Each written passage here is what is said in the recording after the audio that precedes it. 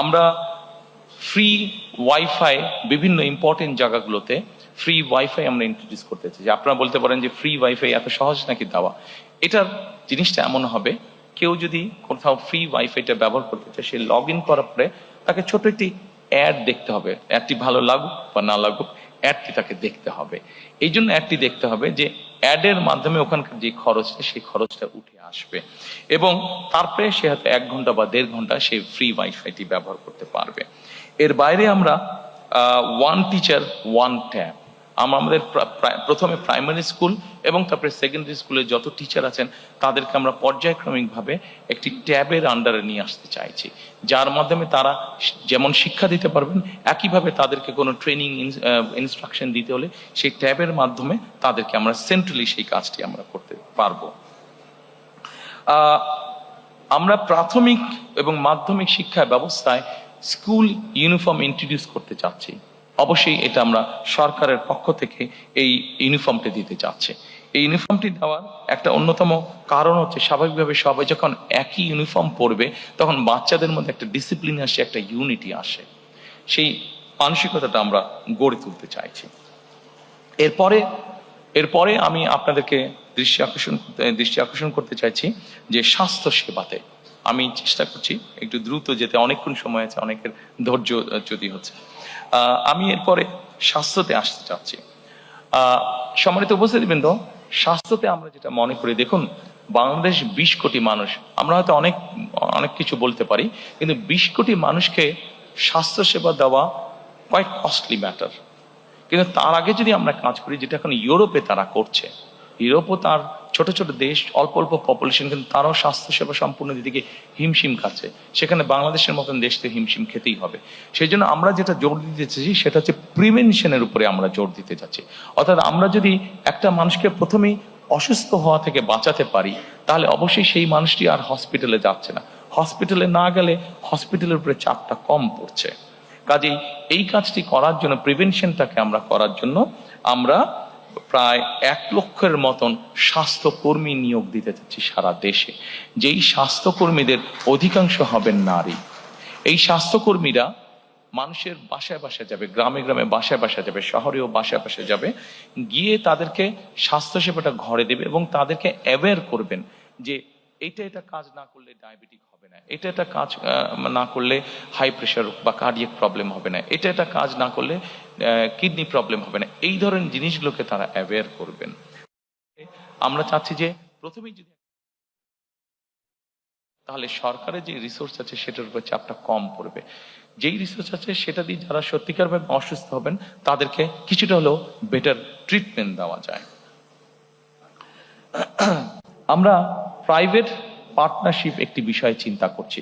এটা সকল অসুখ বিসুখের ক্ষেত্রে না, এগুলো যেটা প্রাণঘাতী, যেমন ক্যান্সার আছে, যেমন কার্ডিয়াক প্রবলেম আছে, এই ধরনের যেগুলো আছে, বা কিডনি ডায়ালিসিস আছে, এই ধরনের যেগুলো সিরিয়াস অসুখ বিসুখ আছে, সেগুলোর ক্ষেত্রে আমরা প্রাইভেট পার্টনারশিপের কথা চিন্তা করছি। অর্থাৎ আমরা যদি সরকারি হাসপাতালে দেখি যে একটা লম্বা কিউ আছে, সরকারি হাসপাতালে যে ফ্যাসিলিটি দিচ্ছে সেটা সবাইকে দিতে পারছে না। কাজে সেখান থেকে কিছু রুগী নিয়ে একই ফ্যাসিলিটি যেখানে প্রাইভেট হসপিটাল আছে, যেটা স্ট্যান্ডার্ড মেনটেন করতে পারবে, আমরা সেই রুগীটাকে নিয়ে সেখানে ট্রান্সফার করে দিতে যাচ্ছি।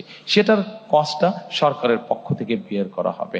এইভাবে আমরা পাবলিক পার্টনারশিপ তৈরি করতে যাচ্ছি। সিলেক্টেড কিছু অসুস্থতার ক্ষেত্রে, সিলেক্টেড কিছু অসুখ যেগুলা লাইফ সেভিং সর্ট অফ, যেগুলো রিস্ক হয়ে যায় মানুষের জন্য, সেই ধরনের অসুখ বিসুখের ক্ষেত্রে আমরা এই কাজটি করতে, জ্বর সর্দি কাশির ক্ষেত্রে নয়।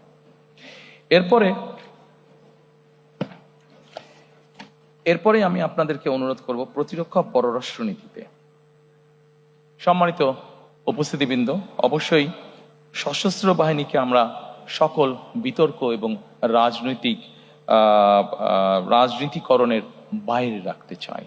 আমরা যদি সত্যিকার ভাবে আমাদের একটি শক্তিশালী সশস্ত্র বাহিনী গড়ে তুলতে চাই, তাহলে অবশ্যই আমাদেরকে পেশাদারিত্ব বা প্রফেশনালিজমের উপরে জোর দিতে হবে, এবং অবশ্যই তাদেরকে সকল রাজনীতিকরণের বাইরে আমাদেরকে রাখতে হবে। অবসরপ্রাপ্ত সেনা সদস্যদের ক্ষেত্রে আমরা 1 র্যাঙ্ক 1 পেনশন পলিসিটা চালু করতে চাইছি।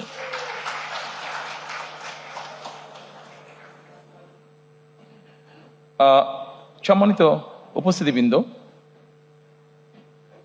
ফরেন পলিসির ক্ষেত্রে কথা আছে যে ফরেন পলিসিটা কেমন হবে।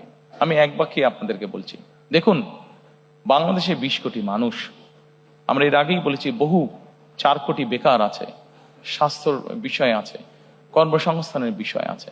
আমাদের ফরেন পলিসিটা খুব সংক্ষেপে যদি বলি সেটাই হবে, অর্থাৎ আমার দেশের স্বার্থ, আমার দেশের মানুষের স্বার্থ রক্ষা করে যাদের বন্ধুত্ব সহযোগিতা পেলে আমরা আমাদের দেশে নতুন ব্যবসা বাণিজ্য প্রতিষ্ঠিত করতে পারবো, আমার দেশের মানুষের কর্মসংস্থানের ব্যবস্থা করতে পারবো, আমাদের দেশের অর্থনৈতিক অবস্থা শক্তিশালী হবে। অবশ্যই আমার দেশের স্বাধীনতা এবং সার্বভৌমত্ব অক্ষুণ্ণ রাখবে।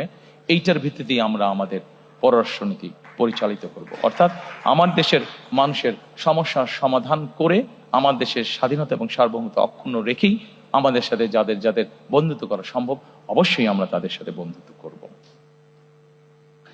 আমাদের সামনে একটি বিরাট পররাষ্ট্রনীতিতে একটি বিরাট সমস্যা আছে, এটি মানবিক সমস্যা, সেটিকে আমরা সকলেই জানি, সেটি হচ্ছে রোহিঙ্গা সমস্যা যেটি আছে। আমাদের নিজেদের দেশের জনসংখ্যা প্রায় 20 কোটি। এই জনসংখ্যাকে আমাদের কর্মসংস্থানের ব্যবস্থা, খাদ্যের সংস্থা, চিকিৎসা ব্যবস্থা সকল কিছু করতে হবে। আমাদের প্রায় 1.2 মিলিয়নের মতন আমাদের রোহিঙ্গা আছে।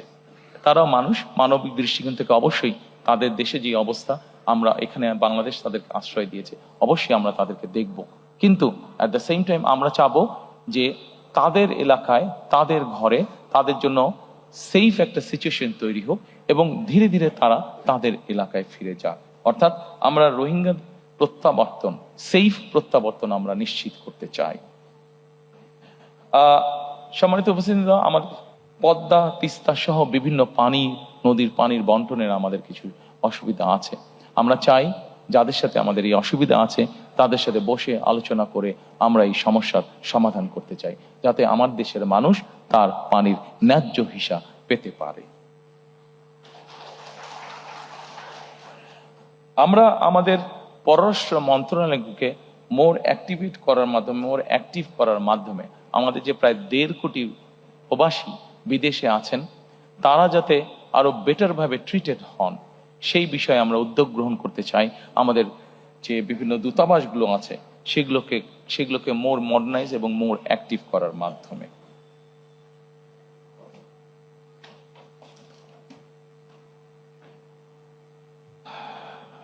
সম্মানিত উপস্থিতিবৃন্দ, এরপরে একটি অত্যন্ত গুরুত্বপূর্ণ বিষয় আছে, সেটির প্রতি আপনাদেরকে আমি অনুরোধ করবো নজর দেওয়ার জন্য। শ্রমিক এবং প্রবাসী কল্যাণ। আমাদের দেশে একটি সমস্যা আছে, আমাদের দেশের নারী, পুরুষ এবং প্রতিবন্ধী যারা, তাদের ক্ষেত্রে একটি বেতনের ব্যাপারে একটি বৈষম্যমূলক আচরণ হয়ে থাকে অনেক জায়গায়, অনেক ক্ষেত্রে। আমরা পর্যায়ক্রমিকভাবে এই সমস্যাটির সমাধান করতে চাই, অর্থাৎ নারী, পুরুষ এবং প্রতিবন্ধীদের জন্য বৈষম্যহীন বেতন আমরা নিশ্চিত করতে চাই। আমরা একই সাথে মাতৃকালীন যে ছুটি আছে, নারীদের যে মাতৃকালীন ছুটি আছে, সেই ছুটিটাকে আমরা 6 মাসের উইথ স্যালারি মানে সবেতন ছুটিতে আমরা নিয়ে আসতে চাই। এটিকে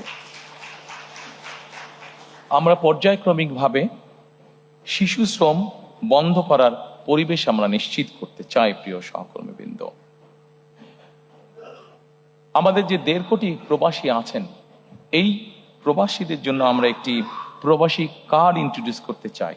এই কার্ডটি তাকে ব্যাংকিং ফ্যাসিলিটি দিবে এবং এই কার্ডটির মধ্যে তার সব রকম ডিটেলস থাকবে।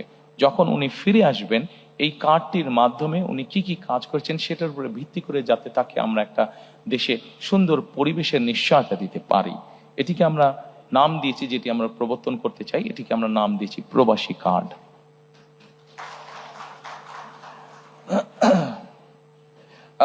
এর বাইরে আমরা প্রবাসীদের জন্য রেমিটেন্স প্রণোদনা দিতে চাই।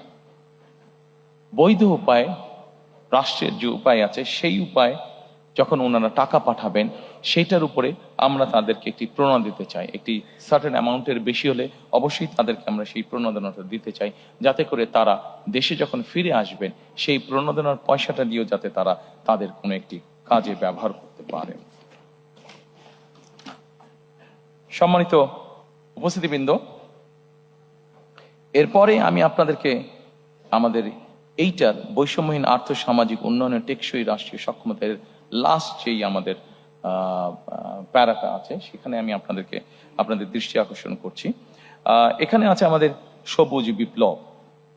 এই সবুজ বিপ্লবের মধ্যে আমি আগেই বলেছি 5 বছরে আমরা 25 কোটি বৃক্ষ করতে চাই, বৃক্ষরোপণ আমরা করতে চাই।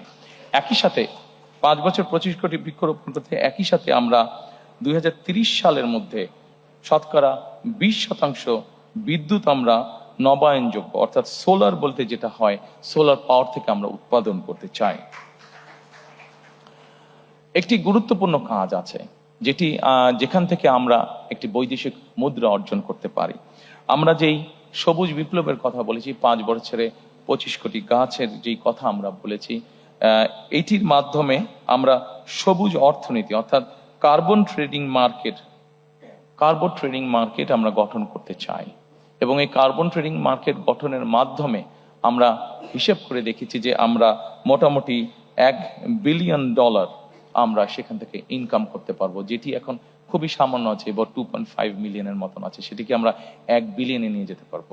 আমরা যদি আমাদের এই বৃক্ষরোপণ সবুজ বনায়ন এই কার্যগুলো যদি আমরা মোটামুটি প্ল্যান অনুযায়ী সম্পাদন করতে পারি, তাহলে এই $1 বিলিয়ন আমাদের জন্য ইনকাম করা খুব কঠিন কিছু হবে না। সম্মানিত উপস্থিতিবৃন্দ, 3R reduce, recycle and reuse. আমরা প্লাস্টিক এবং এই জাতীয় জিনিসের ক্ষেত্রে এই 3R এর উপরে আমরা গুরুত্ব আরোপ করতে চাই। আমাদের পরিবেশকে যদি আমাদের রক্ষা করতে হয়, আমাদের পরিবেশকে যদি আমাদের বসবাস উপযোগী করে রাখতে হয়, তাহলে এই 3R কে আমরা যে কোনোভাবে বাস্তবায়ন করতে চাই। আমি শিওর এই ঘরে যারা উপস্থিত আছেন সবাই আমাদেরকে এই ব্যাপারে সহযোগিতা করবেন। এরপরে আমি আপনাদেরকে নিয়ে যেতে চাই আমাদের 3rd চ্যাপ্টারে, সেটা হচ্ছে ভঙ্গুর অর্থনীতির পুনর্গঠন ও পুনরুদ্ধার। আমরা অনেক কিছু প্ল্যান করলে আমাদের ইকোনমি যদি ঠিক না থাকে আমরা কোনো কিছুই বাস্তবায়ন করতে সক্ষম হব না। সম্মানিত উপস্থিতিবৃন্দ, আমরা এই ভঙ্গুর অর্থনীতির পুনর্গঠন ও পুনরুদ্ধারে আমরা কয়েকটি সেক্টর করেছি। অর্থনীতির গণতন্ত্রায়ন, বিনিয়োগ ও আর্থিক প্রতিষ্ঠানের সংস্কার, শিল্প খাত ও সৃজনশীল অর্থনীতির উন্নয়ন, সেবা খাত, বিদ্যুৎ জ্বালানি, পরিবহন খাত, আইসিটি, রাজস্ব আয় ও ব্যয় ব্যবস্থাপনা। আমরা অর্থনৈতিক গণতন্ত্রায়ন, প্রথমেই যেটা বলেছি, অর্থনৈতিক গণতন্ত্রায়ন অথবা অর্থনৈতিক অলিগার্ক যে কাঠামো ছিল সেটিকে আমরা ভাঙতে চাই। অর্থনৈতিক গণতন্ত্রায়নটা কি? অর্থনৈতিক গণতন্ত্র হচ্ছে কতিপয় কোনো বিজনেস হাউসের মধ্যে না রেখে বরঞ্চ আমরা গণতন্ত্রটাকে অর্থনীতিকে আমরা ডিস্ট্রিবিউট করতে চাই, যেখানে কম বেশি সকল মানুষের একটি এন্ট্রি থাকবে, সকল মানুষের অধিকার থাকবে গণতন্ত্রতে নিজের কন্ট্রিবিউশনটা করার মতন। অর্থাৎ সকলের অংশগ্রহণমূল্য এবং সবার জন্য উন্মুক্ত একটা অর্থনীতি আমরা গড়ে তুলতে চাই।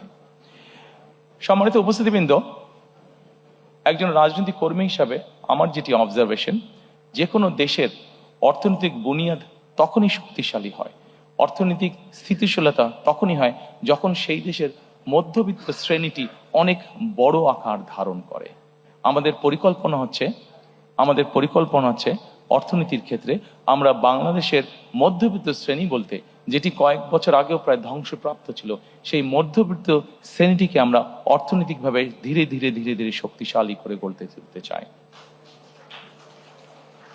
আমি আগেই বলেছি, আমাদের অর্থনৈতিক বা যে কোনো পরিকল্পনার মূল অন্যতম লক্ষ্য হচ্ছে কর্মসংস্থান তৈরি করা। যত বেশি সংখ্যক কর্মসংস্থান, যে কোনো বিনিয়োগ বলেন, যে কোনো অর্থনৈতিক কার্যক্রম বলেন, প্রত্যেকটিতে আমাদের লক্ষ্য থাকবে কর্মসংস্থানের তৈরি করা, যত বেশি সংখ্যক কর্মসংস্থান। কারণ আমরা মনে করি যত বেশি সংখ্যক কর্মসংস্থান আমরা তৈরি করতে সক্ষম হব, তত বেশি অর্থনীতি বা ইকোনমি তত বেশি সচল হবে আমাদের।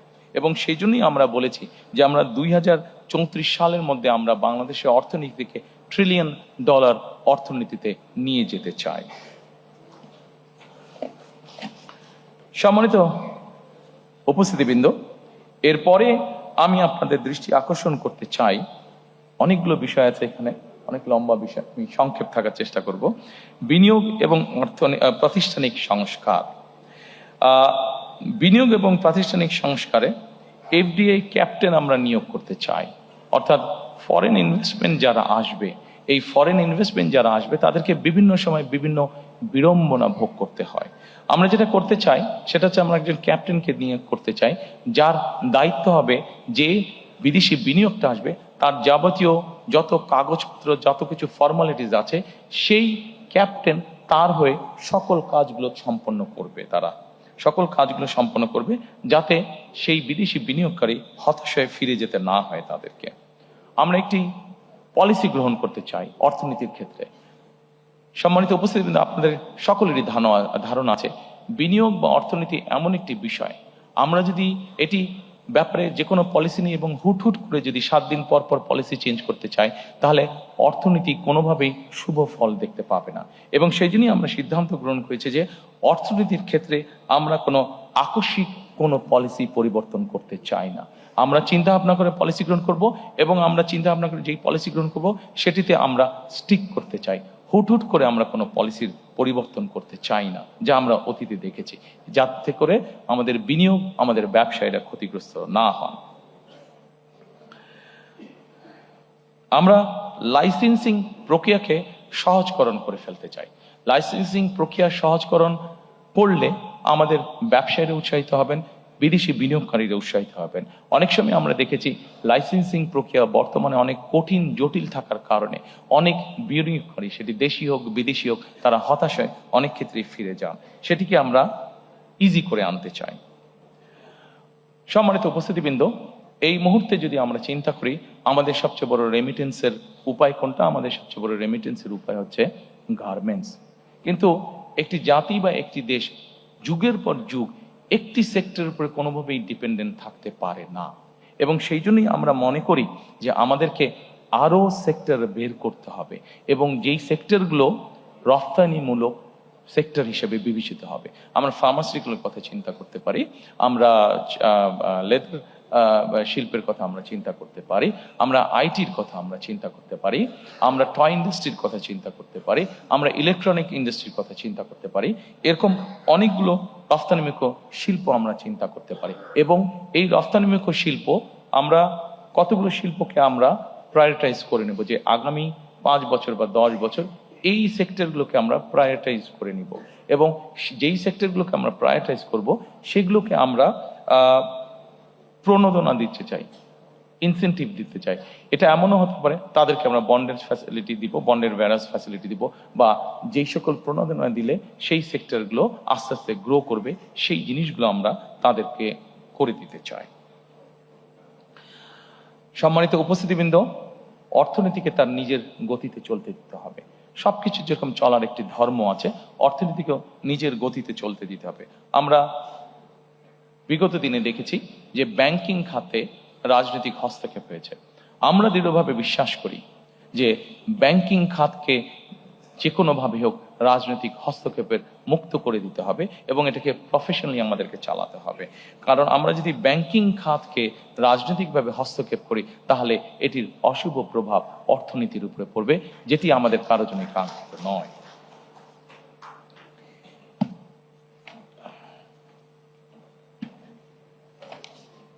এরপরে আমি আপনাদেরকে অনুরোধ করব শিল্প খাত ও সৃজনশীল অর্থনীতির উন্নয়ন এই বিষয়টি দেখার জন্য।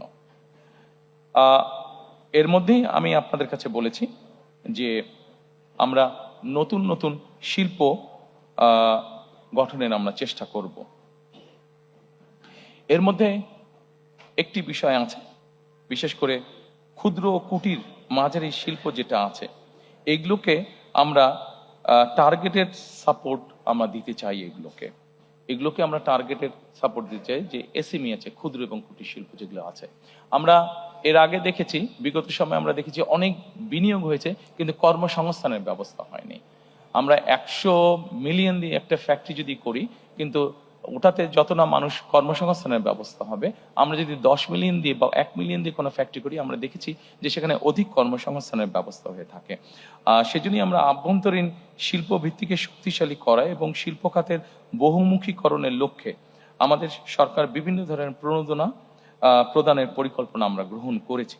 বিশেষ করে ক্ষুদ্র কুটির এবং মাঝারি শিল্পে সুনির্দিষ্ট বা টার্গেটেড সাপোর্ট প্রদানের উপরে আমরা বিশেষ গুরুত্ব আরোপ দিতে চাই। এখানে বিভিন্ন রাজনৈতিক কারণে, বিভিন্ন কারণে বাংলাদেশের বহু শিল্প বন্ধ হয়ে গিয়েছে। শিল্প বন্ধ হওয়া মানেই অর্থনীতির গতি থেমে যাওয়া, শিল্প বন্ধ হওয়া মানেই বহু মানুষ বেকার হয়ে যাওয়া, শিল্প বন্ধ হওয়ার মানেই বহু মানুষের সংসার বসে যাওয়া, বহু শিক্ষার্থীর জীবন নষ্ট হয়ে যাওয়া। সেজন্যই আমরা সিদ্ধান্ত গ্রহণ করেছি যেসব বন্ধ শিল্প আছে প্রত্যেকটির জন্য দরকার হলে আলাদা আলাদাভাবে বসে আমরা পলিসি বের করব যে ওই শিল্পগুলোকে যাতে আবার চালু করা যায় এবং সেখানে যাতে আবার অর্থনৈতিক কর্মচাঞ্চল্য শুরু হয়, সেখানে যাতে আবার নতুন করে কর্মসংস্থানের ব্যবস্থা হয়। আমি এরপরে যেই লাইনটি আছে এটা আমি আপনাদের সামনে এর মধ্যে অলরেডি উল্লেখ করেছি যে রফতানিমুখী শিল্পগুলোকে আমরা বন্ডেড সুবিধা, বন্ডেড ওয়্যারহাউস সুবিধা আমরা দিতে চাই। সম্মানিত উপস্থিতিবৃন্দ, বাংলাদেশে এরকম অনেক অঞ্চল আছে, আমরা যদি ভালো করে লক্ষ্য করে থাকি বাংলাদেশে এরকম অনেক অঞ্চল আছে, বিভিন্ন অঞ্চলের বিভিন্ন কতগুলো সুবিধা আছে। কাজেই আমরা যদি এই বিষয়গুলোকে স্টাডি করি তাহলে আমরা এক অঞ্চলের পণ্য দিয়েই আমরা বিভিন্ন এলাকা গড়ে তুলতে পারি। যেমন টাঙ্গাইলে, আমরা যদি টাঙ্গাইলে দেখি, টাঙ্গাইলের বিভিন্ন অঞ্চলে আমরা নামাজ পড়ার সময় যে টুপিটা ব্যবহার করে থাকি সেই টুপিটা তৈরি হচ্ছে এবং এই টুপি সারা বিশ্বে বিভিন্ন জায়গায় যাচ্ছে। কাজে আমরা যদি ওই শিল্পটাকে ওখানে এনকারেজ করি, যারা করছে তাদেরকে সহযোগিতা করি এবং আরো নতুন যারা করতে চায় তাদেরকে যদি সহযোগিতা করি তাহলে আরো অধিক সংখ্যক মানুষের যেরকম কর্মসংস্থান হবে, আরো অধিক সংখ্যক এক্সপোর্ট যাবে এবং এক্সপোর্ট যাওয়া মানে আমাদের more number of foreign currency we can earn. সম্মানিত উপস্থিতিবৃন্দ, এরপরে আছে আমাদের দেশের যেই হস্তশিল্প আছে, আমরা খেয়াল করে দেখেছি অধিকাংশ হস্তশিল্প বা ক্রিয়েটিভ ইন্ডাস্ট্রিতে আমরা খেয়াল করে দেখেছি যে আমাদের নারী শ্রমিকরা কাজ করে থাকেন। আমরা এই সেক্টরটিকে উৎসাহিত করতে চাই, বিভিন্ন রকম সাহায্য সহযোগিতা উৎসাহিত করতে চাই। এটিকে উৎসাহিত করার অন্যতম মূল লক্ষ্য হচ্ছে নারীদেরকে স্বাবলম্বী করা, নারীদেরকে এম্পাওয়ার করা সামাজিকভাবে এবং অর্থনৈতিকভাবে, এবং একই সাথে আমাদের যে ক্রিয়েটিভ ইন্ডাস্ট্রি আছে এটিকে ধীরে ধীরে দেশের সীমানা ছাড়িয়ে এটিকে ধীরে ধীরে বহির্বিশ্বে নিয়ে যাওয়া। এবং দেশি আমাদের অনেকগুলো ব্র্যান্ড আছে, আমি যদি নাম উল্লেখ করে বলি, যেমন কে ক্রাফট নামে একটি ব্র্যান্ড আছে, এরকম অনেকগুলো আছে ব্র্যান্ড। আমরা পৃথিবীর বড় বড় দেশ যেগুলো আছে, আমরা বাংলাদেশের এরকম শিল্প যারা আছে এই শিল্পগুলোকে যদি আমরা সাপোর্ট দিই, যে তারা পৃথিবীর বড় বড় যেই স্টোরগুলো আছে সেখানে যদি তাদেরকে সাপোর্ট দিই যে ঠিক আছে আগামী 1 বছর 2 বছর বা 3 বছরের জন্য তোমাদেরকে আমরা ট্যাক্স রিবেট সহ বিভিন্ন সুবিধা দিচ্ছি, তাহলে আমরা আমাদের এই দেশীয় ব্র্যান্ডগুলোকে আন্তর্জাতিক মার্কেটে আমরা একটা বসার বা দাঁড়ানোর মতন একটা সুবিধা আমরা তাদেরকে তৈরি করে দিতে সক্ষম হব।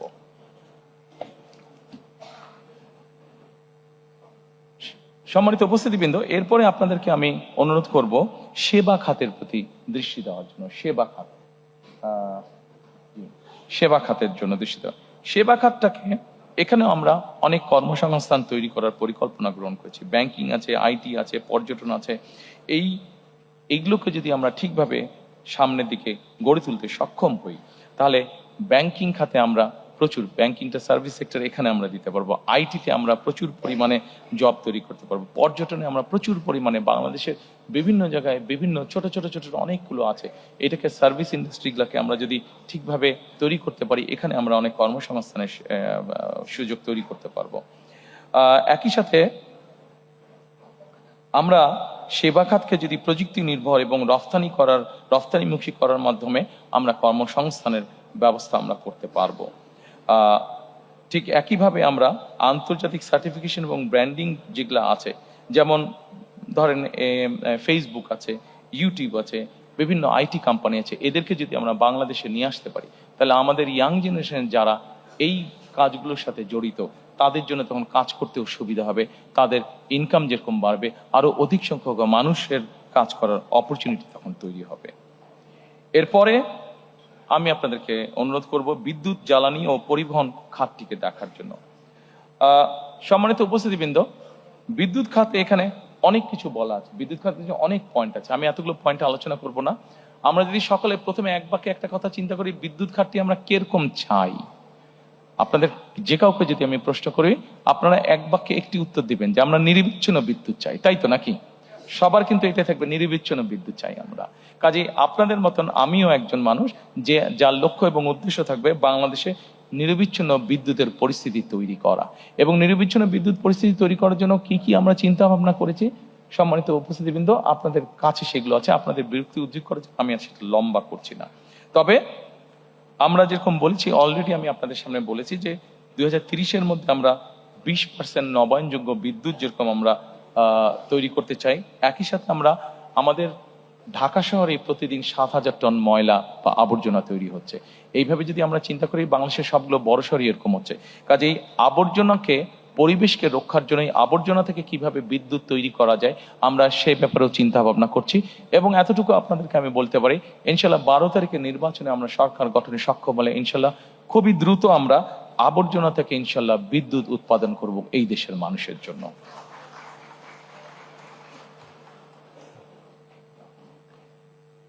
সম্মানিত উপস্থিতিবৃন্দ, এরপরে আছে যোগাযোগ ও পরিবহন খাত। যোগাযোগ এবং পরিবহন খাতের খুব সংক্ষেপে যদি আমরা নিয়ে আসি, আমরা সম্পূর্ণ বাংলাদেশটাকে আমরা রেল লাইনের মাধ্যমে কানেক্টিভিটি আমরা তৈরি করতে চাইছি। রেল লাইনের মাধ্যমে অবশ্যই রোড আছে, রাস্তাঘাট, হাইওয়ে, মোটরওয়ে, বাস, ট্রাক, এগুলো অবশ্যই আছে, কিন্তু রেলওয়ের মাধ্যমে এই জন্য আমি আপনাদের সামনে কথাটা তুলে দিলাম যে রেলওয়েকে যদি আমরা ডেভেলপ করতে পারি তাহলে কিন্তু মানুষের যাতায়াত খরচ, সেটা নিজের যাতায়াত খরচ হোক অথবা পণ্য পরিবহন হোক, সেটি অনেকাংশে কমে আসবে। এই কমে আসার ফলে যেটি হবে, মানুষ যেরকম সহজে যাতায়াত করতে পারবে, আমরা যদি সারা দেশে রেলওয়ে কানেক্টিভিটি তৈরি করতে পারি, মানুষ যেরকম সহজে যাতায়াত করতে পারবে, একই সাথে তার ব্যবসা বাণিজ্যের ক্ষেত্রেও সুবিধা হবে, তার পণ্য পরিবহনের সুবিধা হবে, অর্থাৎ তার জন্য ইকোনমিক্যালি জিনিসটা অনেক বেশি ভায়াবল হবে। আমাদের দেশের নৌ পরিবহন বা জলপথ যেটা আছে, আনফর্চুনেটলি অনেক খাল বিল বন্ধ হয়ে গেছে। এই ব্যাপারে আপনাদেরকে এর মধ্যে আমি বলেছি যে আমাদের 20,000 কিলোমিটার খাল খননের পরিকল্পনা রয়েছে। এই খাল খননের মাধ্যমে একই সাথে বিভিন্ন নদীগুলোকেও যদি আমরা সক্ষম হই ড্রেজিং করা বা খনন করার জন্য, আমরা প্রত্যাশা করি যে আমরা যে নৌপথে চলাচলের ব্যবস্থাটাকে আমরা অনেক ডেভেলপ করতে পারবো। কারণ আমাদের দেশটা এমনি একটু পপুলেশন বেশি, শুধু রোড কমিউনিকেশন দিয়ে আমরা সকলের যাতায়াত ব্যবস্থা নিশ্চিত করতে পারবো না। কাজে আমাদের যত অল্টারনেটিভ আছে সবগুলো উপায়কে আমাদের দেখতে হবে, সবগুলো উপায়কে আমাদের ব্যবহার করতে হবে। সম্মানিত উপস্থিতিবৃন্দ, এরপরে আপনাদেরকে আমি অনুরোধ করব এই চ্যাপ্টারে আইসিটি, এই ডিপার্টমেন্টে আইসিটি যেই চ্যাপ্টারটি আছে সেটা রাখার জন্য আমি খুব সংক্ষেপেই যাচ্ছি, অনেকক্ষণ সময় নিয়ে নিয়েছি আপনাদের। আইসিটিতে আমরা আমাদের যে পরিকল্পনা সেটা হচ্ছে সাইবার নিরাপত্তা এবং এআই সহ 5টি খাতে আমরা পরিকল্পনা গ্রহণ করছি 2 লক্ষ, এবং ফ্রিল্যান্সিং ও কন্টেন্ট ক্রিয়েশনে আমরা 8 লক্ষ, অলটুগেদার অ্যাবাউট 10 লক্ষ কর্মসংস্থানের আমরা চিন্তা ভাবনা করছি। আমাদের ইয়াং জেনারেশন, যেমন ধরেন আমাদের ইয়াং জেনারেশন যারা সে কন্টেন্ট ক্রিয়েশনের কাজ করে থাকেন, আপনাদের অনেকেই জানা আছে সাউথ কোরিয়া যে দেশটি, এরা এখানে যারা ইয়াং জেনারেশন আছে এরা কন্টেন্ট ক্রিয়েশনে খুব ভালো করে থাকে, এবং খুব সম্ভবত গত বছর তাদের শুধু কন্টেন্ট ক্রিয়েশন থেকেই তাদের ইনকাম ছিল, দেশের ইনকাম ছিল প্রায় $12 বিলিয়ন। কাজে তারা যদি পারে, আমাদের ইয়াং জেনারেশন না পারার কোনো কারণ নেই। আমাদের কিছু পলিসিগত বিষয় আছে, সেই পলিসিগুলোকে আমাদেরকে সঠিকভাবে গ্রহণ করতে হবে। পলিসিগুলো গ্রহণ করার মাধ্যমে আমরা যদি এই ছেলে মেয়েদেরকে ট্রেনিং দিতে পারি, একটু তাদেরকে বিভিন্নভাবে সহযোগিতা করতে পারি, আমরা দৃঢ়ভাবে বিশ্বাস করি যে এখানে 8 লক্ষ আমরা বলেছি, 8 লক্ষের বেশি আমরা তৈরি করতে পারবো, এবং প্রচুর পরিমাণ বৈদেশিক মুদ্রা আমরা এখান থেকে অর্জন করতে সক্ষম হব। আমরা সবার জন্য এখানে বলেছি দ্রুত এবং নির্ভরযোগ্য ইন্টারনেট, বিনামূল্যে উচ্চগতির দ্রুত এবং ইন্টারনেট। বিনামূল্যে কিভাবে আমরা প্রোভাইড করতে চাই, ওটার ভিতরে ছোট্ট যে সিক্রেটটা আছে এটা আমি আপনাদের সামনে তুলে ধরেছি। কাজেই এইটিতে আমি আবার রিপিট করলাম না, সময় নষ্ট হবে। সম্মানিত উপস্থিতিবৃন্দ, আমাদেরকে একটি বিষয়ে খুবই সিরিয়াস হতে হবে। এই বিষয়টিতে আমাদের বহু মানুষ কষ্ট পাচ্ছেন, বিশেষ করে নারী সমাজের সদস্যরা, তাদেরকে বিভিন্নভাবে হেনস্থা করা হচ্ছে। সেটি হচ্ছে জাতীয় সাইবার নিরাপত্তা, সাইবার বুলিং এবং নাগরিক তথ্য, বিশেষ করে সাইবার বুলিং। আমাদের নারী সমাজের সদস্যরা বিভিন্নভাবে সাইবার বুলিং এর শিকার তারা হচ্ছে।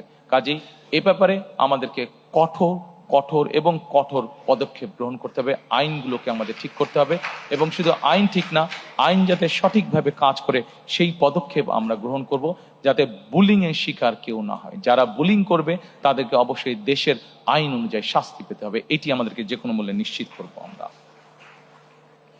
এরপরে এখানে একটি উল্লেখ করে নেই আপনাদের সামনে, আপনাদের অনেকেরই জানা আছে, তারপরে আমি উল্লেখ করছি। বাংলাদেশে এই মুহূর্তে যে আইসিটি মিনিস্ট্রি আছে, আপনাদের অনেকেরই জানা আছে, এই আইসিটি মিনিস্ট্রি 2000 খুব সম্ভব 3 সাল পর্যন্ত এটি অন্য সায়েন্স অ্যান্ড টেকনোলজি মিনিস্ট্রির সাথে খুব সম্ভব এটি সম্পর্কিত ছিল। বেগম খালেদা জিয়া সরকারের সময় আইসিটি এখন যে মিনিস্ট্রি আছে এটিকে বের করে নিয়ে এসে আলাদা একটি মিনিস্ট্রি গঠন করা হয়। অর্থাৎ 2004 সালে বিএনপি সরকার এই আইসিটির গুরুত্বটি অনুধাবন করেছিল এবং সেইভাবে সেটিকে গুরুত্ব দিয়ে আলাদা মিনিস্ট্রি গঠন করেছিল।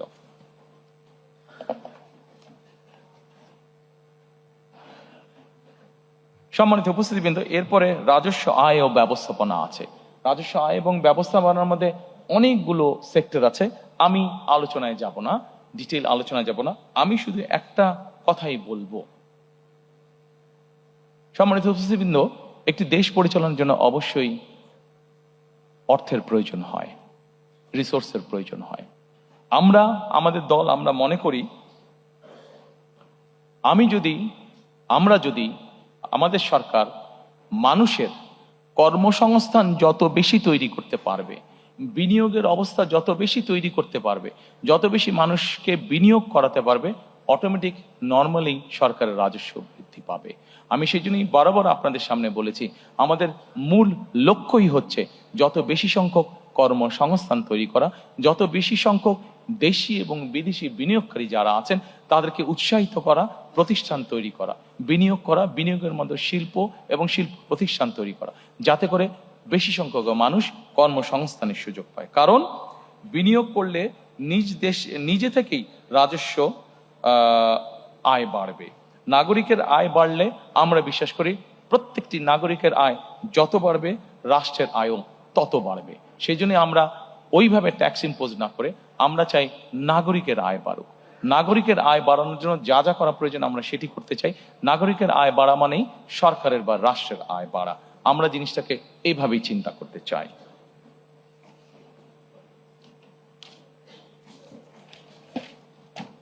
এরপরে সম্মানিত উপস্থিতিবৃন্দ, আপনাদেরকে অঞ্চল ভিত্তিক সুষম উন্নয়নের মধ্যে আমি নিয়ে যেতে চাই। আমি একটু আগেই বলেছি বাংলাদেশের বিভিন্ন এলাকার বিভিন্ন গুরুত্ব রয়েছে। আমরা যদি চট্টগ্রাম দিয়ে শুরু করি, আমরা চট্টগ্রামকে বাণিজ্যিক রাজনৈতিক হিসাবে প্রতিষ্ঠিত করতে চাই। চট্টগ্রামকে আমরা বাণিজ্যিক রাজনৈতিক ক্যাপিটাল হিসাবে, আমরা রাজধানী হিসাবে আমরা প্রতিষ্ঠিত করতে চাই। ঠিক একইভাবে সম্মানিত উপস্থিতিবৃন্দ, উত্তর অঞ্চল, আমরা সকলেই জানি যে বাংলাদেশের উত্তর অঞ্চল হচ্ছে একটি কৃষি নির্ভর এলাকা। কাজে এই কৃষি নির্ভর এলাকা যেহেতু, সেই জন্যই আমরা চাই উত্তর অঞ্চলে কৃষি রিলেটেড কি কি ইন্ডাস্ট্রি হতে পারে, সেই ধরনের ইন্ডাস্ট্রি যারা এরই ভিতরে করছেন বা করতে চান, সেই মানুষগুলোকে আরো প্যাট্রোনাইজ করা, এনকারেজ করা, যাতে তারা সেই ধরনের শিল্প তারা গড়ে তুলতে চান। এর ভিতরে আমি আপনাদের সামনে তুলে ধরেছি যে বরেন্দ্র অঞ্চল যেটা আছে, বরেন্দ্র প্রজেক্ট যেটা আছে, সেটিকে আমরা পুনরায় চালু করতে চাই। এর বাইরে আমি এর ভিতরেই বলেছি যে আম সংরক্ষণ, যেমন আমাদের প্রচুর আম হয় রাজশাহীতে, প্রচুর আম হয় চাঁপাইনবাবগঞ্জে, এই আমগুলোকে কিভাবে প্রিজার্ভ করা যায়, বা আমগুলোকে যেগুলো আম নষ্ট হয়ে যেতে পারে সেগুলো নষ্ট হবার আগে বাই প্রোডাক্ট কি কি তৈরি করা যেতে পারে, কৃষি সংক্রান্ত আরো যেগুলা বিভিন্ন পণ্য হচ্ছে সেগুলোকে কিভাবে বাই প্রোডাক্ট করা যেতে পারে। প্রচুর আমাদের আলুর প্রোডাকশন হয়, আলুর বাই প্রোডাক্ট কি কি হতে পারে, সেই ধরনের ইন্ডাস্ট্রিগুলোকে গ্রো করতে সহযোগিতা করা। গ্রো করার মাধ্যমে একদিকে যেরকম ইনভেস্ট হবে, ঠিক একইভাবে প্রচুর কর্মসংস্থানের ব্যবস্থা হবে। এরপরে আমাদের যে হাওড় বাওড় আছে, এরপরে যেটি স্লাইড সেটিতে আমি যাওয়ার অনুরোধ করব। আমাদের দেশের বিভিন্ন জায়গায় বিভিন্ন হাওড় বাওড়ের কারণে বিভিন্ন প্রাকৃতিক দুর্যোগ বা বন্যা হয়ে থাকে। এই প্রাকৃতিক দুর্যোগ এবং বন্যাকে নিয়ন্ত্রণ করার জন্য অবশ্যই আমাদের টেকসই বাঁধ দরকার, এবং ব্লু ইকোনমি, এটির মাধ্যমে আমাদের হাওড় জাগলা আবার দেখতে অনেক সুন্দর, দেখতে যেহেতু সুন্দর এইগুলো, সেই জন্য এগুলোর মাধ্যমে আমরা এগুলোকে প্রোটেক্ট করার মাধ্যমে আমরা উপকূল উন্নয়ন বোর্ড গঠনের একটি পরিকল্পনা আমাদের আছে। এই উপকূল উন্নয়ন বোর্ড গঠনের মাধ্যমে আমরা ব্লু ইকোনমি এবং পর্যটনকেও এখানে এনকারেজ করতে চাই। এরপরে আপনাদেরকে আমি অনুরোধ করব যে নগরায়ণ ও আবাসন এবং নিরাপদ টেকসই ঢাকা বিনির্মাণ। সম্মানিত উপস্থিতিবৃন্দ, ঢাকা পৃথিবীর যে কোনো দেশের রাজধানী থেকে অত্যন্ত পপুলেট একটি জায়গা। এখন কেন মানুষ ঢাকায় আসছে? ঢাকায় মানুষ এসে বসবাস করছে অনেকগুলো কারণে। সন্তানের চিকিৎসা, বাবা মায়ের চিকিৎসা, সন্তানের লেখাপড়া, জব সিকিউরিটি, এনভায়রনমেন্ট, সবকিছু মিলিয়ে মানুষ ঢাকাতে কিছুটা বেটার ফিল করে। কিন্তু আমরা যদি এই ফ্যাসিলিটিগুলো যদি আমরা বিভিন্ন জায়গায় আমরা তৈরি করতে পারি, ঢাকার আউটস্কার্টে যদি আমরা যেই ডিস্ট্রিক্টগুলো আছে সেখানে যদি তৈরি করতে পারি, এবং সেখানে যদি খরচ কম হয় একজন মানুষের থাকার, সেখানে যদি ভালো স্কুল থাকে, সেখানে যদি ভালো ট্রিটমেন্টের ব্যবস্থা থাকে, সেখানকার পরিবেশটা যদি সিকিউর হয়, তাহলে আমরা মনে করি যে মানুষ সেখানেই থাকবে। হ্যাঁ, এখানে একটি বিষয় আছে, সেখানে থাকবে কিন্তু কাজ করবে কোথায়? কাজ সে ঢাকায় করতে পারে। একটু আগে আপনাদেরকে আমি বলেছি যে আমরা চাই রেল লাইনটাকে ডেভেলপ করার জন্য, আমাদের পাবলিক ট্রান্সপোর্টটা। এখন এই মুহূর্তে ঢাকা থেকে চট্টগ্রাম যে রেলগাড়িটা আসে, সেটার গতি 35 থেকে ম্যাক্সিমাম 40 মাইল। কিন্তু এটাকে যদি ঘন্টায় আমরা রেল লাইন যেটা আছে সেটাকে আমরা সঠিকভাবে তৈরি করে এটাকে যদি ঘন্টায় আমরা 80 মাইলে নিয়ে আসতে পারি বা 100 মাইলের কাছাকাছি নিয়ে আসতে পারি, তাহলে কিন্তু চট্টগ্রাম থেকে ঢাকা আসতে আপনার 2-2.5 ঘন্টার বেশি লাগার কথা না। এবং 2-2.5 ঘন্টা যদি লাগে, তাহলে সময় লাগে, তাহলে যে কোনো মানুষ সেখান থেকে এসে ব্যবসা বাণিজ্য বা যেই কাজ থাকুক সেরে আবার একদিনে ফিরে যেতে পারবে। ঠিক এইভাবে আমরা যদি ঢাকার আশেপাশের সিটিগুলোতে আমরা স্যাটেলাইট টাউন গড়ে তুলতে পারি এবং সেখানকার সাথে যদি রেল কমিউনিকেশন আমরা তৈরি করতে পারি, এবং মোটামুটি 1 ঘন্টা 45 মিনিটের মধ্যে মানুষ আসা এবং যাওয়া যদি করতে পারে, তাহলে আমরা ধারণা করছি যে বহু মানুষ তখন ঢাকা শহরে আর থাকবেন না। যেই ফ্যাসিলিটি ঢাকা শহরে আছে সেগুলো আমরা ওখানে দিতে পারবো, এবং তার যেহেতু যাওয়া আসার জন্য ইজি হবে, তখন সেই মানুষগুলো তারা ওখানেই থাকবেন। শুধু যার কর্মস্থল ঢাকায় সে শুধু আসবেন, এসে কাজ শেষ করে আবার চলে যাবেন। পৃথিবীর অনেক উন্নত দেশগুলোতে এভাবে মানুষ করে থাকে। যদি তারা করতে পারে, তাহলে আমরা এখনো করতে পারবো না। এটি আমাদের একটা চিন্তা ভাবনা আছে। এরপরে সম্মানিত উপস্থিতিবৃন্দ, আমি আপনাদেরকে অনুরোধ করব পর্যটন খাত দেখার জন্য। অনেকেই আমরা দেখি যে আমাদের দেশে কক্সবাজারের মানুষ যাচ্ছে, আমাদের দেশে আরো কয়েক জায়গায় মানুষ যাচ্ছে, কিন্তু আমরা যদি খেয়াল করে দেখি কক্সবাজারে যে পরিমাণ মানুষ যাচ্ছে, সুন্দরবনে সে পরিমাণ মানুষ যাচ্ছে না। যাচ্ছে, কিন্তু সুন্দরবন কিন্তু অনেকগুলো ছোট ছোট প্রাইভেট সেক্টরে অনেক ছোট ছোট কিন্তু টুরিস্ট স্পট হয়েছে। কেন যাচ্ছে না? এই জিনিসগুলো আমাদেরকে সুন্দরভাবে উপস্থাপন করতে হবে। আমাদের দিনাজপুরে এরকম অনেক পুরনো রাজবাড়ি আছে, অনেক মসজিদ আছে, অনেক মন্দির আছে, যেগুলার ট্যুরিজম ভ্যালু আছে, যেগুলার হেরিটেজ যেগুলা আমাদের, কিন্তু সেই জিনিসগুলোকে আমরা উপস্থাপন করতে পারিনি সঠিকভাবে। নিশ্চয়ই আপনাদের চোখে পড়েছে, আমি যখন লন্ডনে ছিলাম তখন আমি হঠাৎ একদিন খেয়াল করলাম যে সৌদি আরব তাদের ট্যুরিজমের বিভিন্ন বিষয় অ্যাড দিচ্ছে ইন্টারন্যাশনাল টিভি চ্যানেলগুলোতে। তারা বর্তমানে সৌদি আরব তাদের ট্যুরিজমকে এনকারেজ করছে, বিভিন্নভাবে গড়ে তুলছে, ট্যুরিস্ট অ্যাট্রাক্ট করার চেষ্টা করছে। আমাদের এতদিন ধারণা ছিল সৌদি আরবে মানুষ শুধু যায় ধর্মীয় কারণে বা ব্যবসা বাণিজ্যের কারণে, কিন্তু এখন তারা আস্তে আস্তে ট্যুরিজম অ্যাট্রাক্ট করছে। তো সৌদি আরবের মতন দেশ যদি ট্যুরিজম অ্যাট্রাক্ট করতে পারে, তাহলে আমরা কেন পারবো না? আমাদের অনেক স্কোপ আছে, অনেক সুন্দর সুন্দর। আমরা রাজশাহীর আম বাগান যেটা আছে, দিনাজপুরের লিচু বাগান আছে, আমরা সেটিকে ঘিরে কেন ট্যুরিজম তৈরি করতে পারবো না? হল্যান্ডে যদি টিউলিপ গার্ডেন দেখতে যেতে পারে মানুষ, তাহলে আমাদের এখানে আমরা কেন এরকম গার্ডেন কোথাও নেই বা কেন তৈরি করতে পারবো না যেখানে মানুষ দেখতে যেতে পারে? কাজে আমরা যদি চেষ্টা করি, আমরা যদি পরিকল্পনা গ্রহণ করি, অবশ্যই আমরা ট্যুরিজম সেক্টরকে শুধু যে কক্সবাজারই সমুদ্র সৈকত দেখতে যাবে তা না, এর পাশাপাশি অনেক ট্যুরিজম সেক্টর, অনেক স্পট, অনেক ডিফারেন্ট কাইন্ডের স্পট আমরা গড়ে তুলতে পারবো ইনশাআল্লাহ। এরপরে আপনাদেরকে আর কষ্ট দিতে চাইবো না, আমরা লাস্টটাতে আমাদের চলে এসেছি। আমাদের যে লাস্ট স্তম্ভ সেটিতে আমরা কম বেশি চলে এসেছি। এটি হচ্ছে ধর্ম, সমাজ, ক্রীড়া, সংস্কৃতি ও সংহতি। প্রথমেই আছে ধর্মীয় সম্প্রীতি ও পাহাড় ও সমতলের নৃগোষ্ঠী। সম্মানিত উপস্থিতিবৃন্দ, এটি অনেক বড় আছে। আমরা প্রথমেই বলেছি ধর্ম যার রাষ্ট্র, যার যার রাষ্ট্র সভা। আমরা এইভাবেই বিষয়টিকে দেখি, এইভাবেই জিনিসটাকে বিশ্বাস করি। আমাদের দেশের এক শ্রেণীর মানুষ আছেন যারা আমাদের জন্ম থেকে মৃত্যু পর্যন্ত আমাদের সাথে থাকেন, জীবনের অনেক গুরুত্বপূর্ণ মুহূর্তে যারা আমাদেরকে বিভিন্ন সময় বিভিন্ন পরামর্শ দিয়ে থাকেন। সেটি আমরা যারা ইসলাম ধর্মে আছি ইসলাম ধর্মে আছে, যেটি অন্য ধর্ম মানুষ আছেন তাদের ক্ষেত্রেও তাদের ধর্মীয় গুরুরা আছেন। এরা কারা? এরা হচ্ছেন যে আমাদের ইসলাম ধর্ম অনুযায়ী বিভিন্ন ইমাম মুয়াজ্জিম সহ বিভিন্ন খতিব সাহেবরা, এর বাইরে অন্যান্য ধর্মের ধর্মীয় গুরুরা আছেন। এই মানুষগুলো অধিকাংশ ক্ষেত্রে আমরা দেখেছি বেশ মানবতার জীবনযাপন করেন অনেকাংশে। আমাদের একটি পরিকল্পনা আছে, ইনশাল্লাহ আমরা সরকার গঠনে সক্ষম হলে আমরা ধীরে ধীরে এই মানুষগুলোকে ধীরে ধীরে বিভিন্ন মসজিদ মাদ্রাসার খতিব ইমাম সাহেব যারা আছেন, মুয়াজ্জিম সাহেব আছেন, অন্য ধর্মের ধর্মীয় গুরু যারা আছেন, তাদেরকে আমরা সরকারের পক্ষ থেকে একটা সম্মাননার ব্যবস্থা করতে চাই।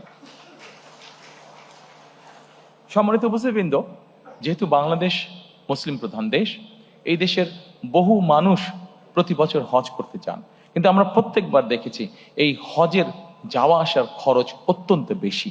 অনেক মানুষকে এর জন্য অনেক কষ্ট পোহাতে হয়। আমরা এই খরচটাকে কমিয়ে নিয়ে আসার চিন্তা ভাবনা করেছি এবং আমরা মনে করি আমরা যদি এখানে থার্ড এয়ারলাইনকে এন্ট্রি দিতে পারি তাহলে আমাদের হজ যাত্রীদের খরচ, টিকিটের খরচ অনেকাংশে কমিয়ে আসবে এবং আমাদের পরিকল্পনার মধ্যে এটা রয়েছে কিভাবে আমরা এই হজ যাত্রীদেরকে সুবিধা দিতে পারবো, তাদের খরচটা কমিয়ে আনতে পারবো। এরপরে আমি আপনাদেরকে ক্রীড়া, আমাদের এই চ্যাপ্টারের ক্রীড়া আছে, ক্রীড়াতে আমি আপনাদেরকে অনুরোধ করব।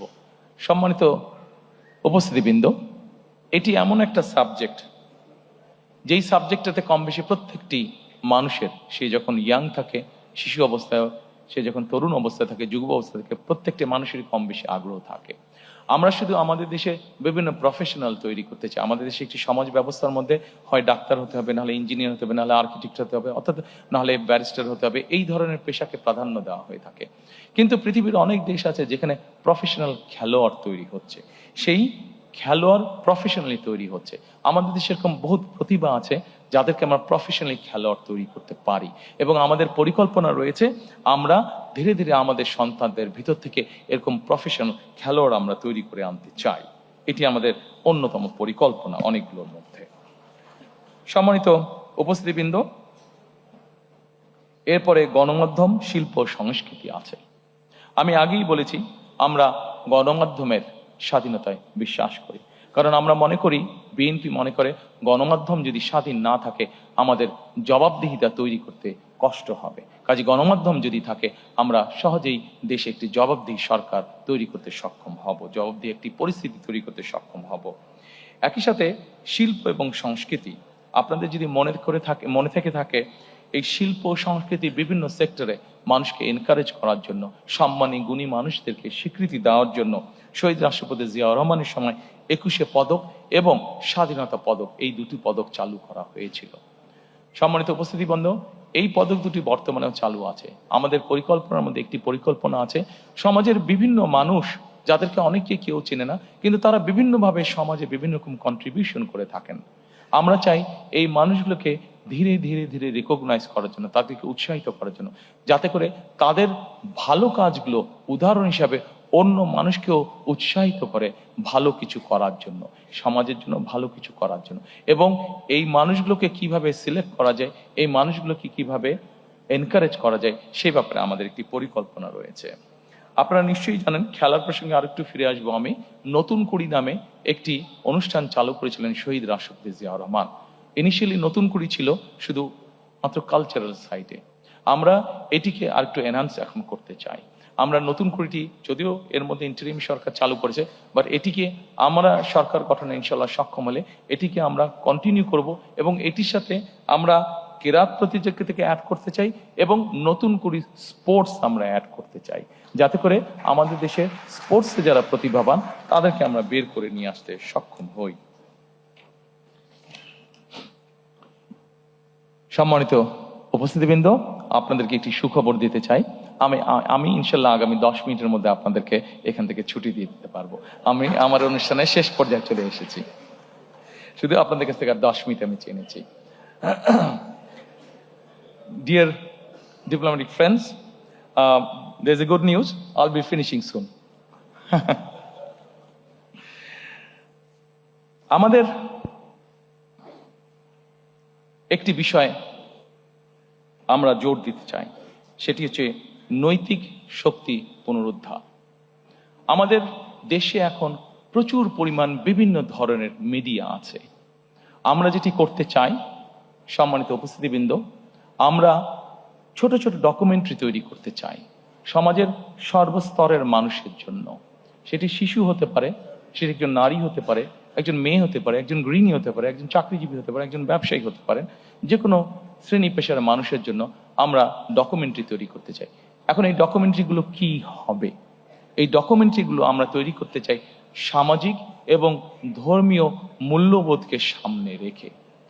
আমরা দেশের মধ্যে, সমাজের মধ্যে, পরিবারের মধ্যে আমরা সামাজিক মূল্যবোধ, ধর্মীয় মূল্যবোধকে আমরা দৃঢ়ভাবে ধারণ করতে চাই। আমাদের দেশে বহুত আমাদের সামাজিক মূল্যবোধ রয়েছে, আমাদের অনেক ধর্মীয় মূল্যবোধ রয়েছে, যেগুলোকে আমরা যদি ধারণ করতে সক্ষম হই তাহলে আমরা ধীরে ধীরে একটি সুন্দর, একটি শান্তিপূর্ণ সমাজ, পরিবার, দেশ গঠনে সক্ষম হব বলে আমরা দৃঢ়ভাবে বিশ্বাস করি। শেষে, একদম শেষে এসে শেষ করে দেবার আগে সম্মানিত উপস্থিতিবৃন্দ, আপনাদেরকে আবারও আমি আন্তরিকভাবে ধন্যবাদ জানাতে চাই আমার এবং আমার দলের পক্ষ থেকে। কারণ আপনারা সকলে কষ্ট স্বীকার করে অনেকক্ষণ সময় ধরে এখানে বসে আছেন। শেষ যেই কথাটি বলে আমি আপনাদের কাছ থেকে আজকে বিদায় নেব, আমাদের এই ম্যানিফেস্টো পর্বটি আজকে শেষ করব। সেই কথাটি হচ্ছে, আপনাদের সামনে আমি এতক্ষণ পর্যন্ত যত প্ল্যান, প্রোগ্রাম, কর্মসূচি, পরিকল্পনা উপস্থাপন করেছি তার কোনো কিছুই করা সম্ভব হবে না যদি না আমরা তিনটি বিষয়ের উপরে সর্বোচ্চ অগ্রাধিকার না দেই।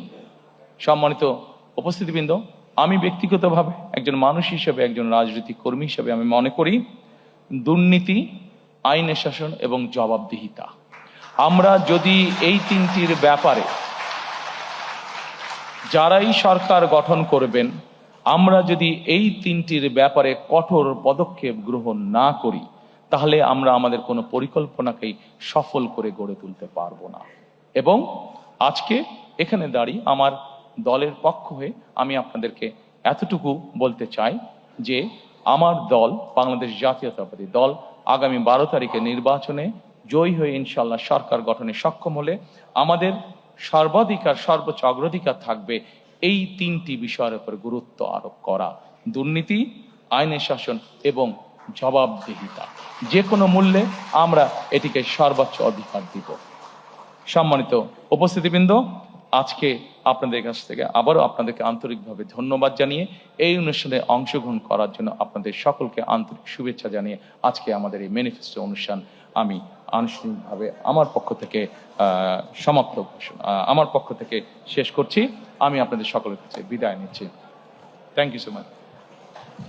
Member of Diplomatic Corps, thank you so much for taking so much time and patience to hear me. Thank you.